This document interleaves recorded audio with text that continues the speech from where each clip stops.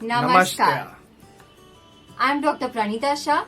And I'm Dr. Sahaj Shah, and we are follower and disciple of the legendary master healer Dr. Pankaj Naram.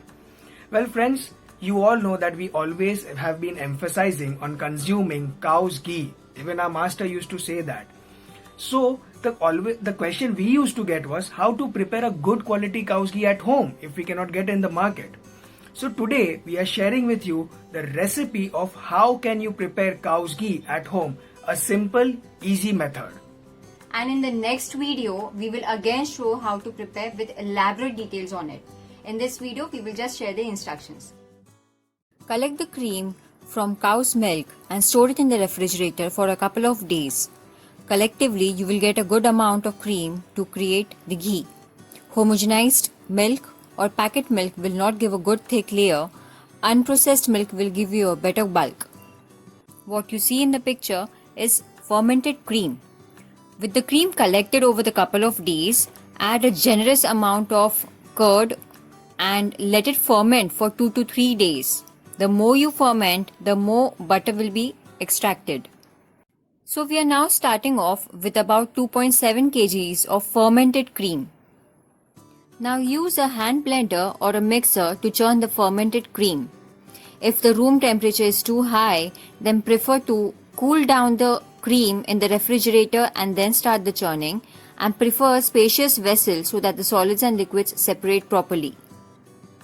It may take longer for the butter to separate, so keep churning for about 10 to 20 minutes.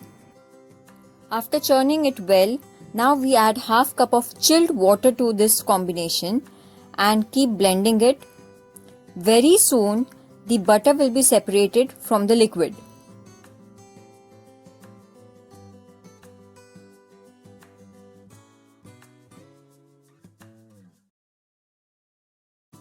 With the help of a thin cloth or your hands, separate this buttermilk from the fresh butter that you have created.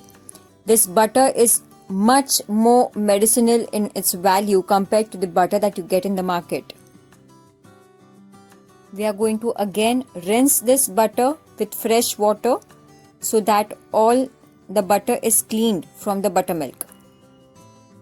Strain it well and keep the butter aside. The little moisture left will be evaporated in the heating process. Keep the vessel on a low flame and let the butter start melting. Now you can see that the butter has melted completely. As the fat content separates from the protein content, you can see that the color will start changing and the texture will also change. Take a dry cotton wick and dip it in the ghee. This will help you confirm whether the ghee is ready or not. Now light the wick on the flame and hear if there is any crackling sound when the wick is getting burnt.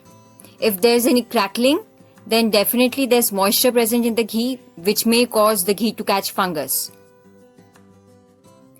Our wick didn't crackle and so we know it's ready.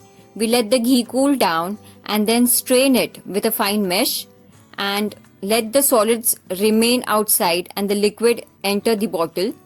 If the strainer is with a larger hole, then you can use a layer of cotton or a soft cotton cloth to strain away the solid parts. Close the lid when it has cooled down completely and store it at room temperature or in the refrigerator. It may get granulated, but that will liquefy on reheating. If you like home remedies and natural healing solutions, please subscribe to our channel and hit the bell.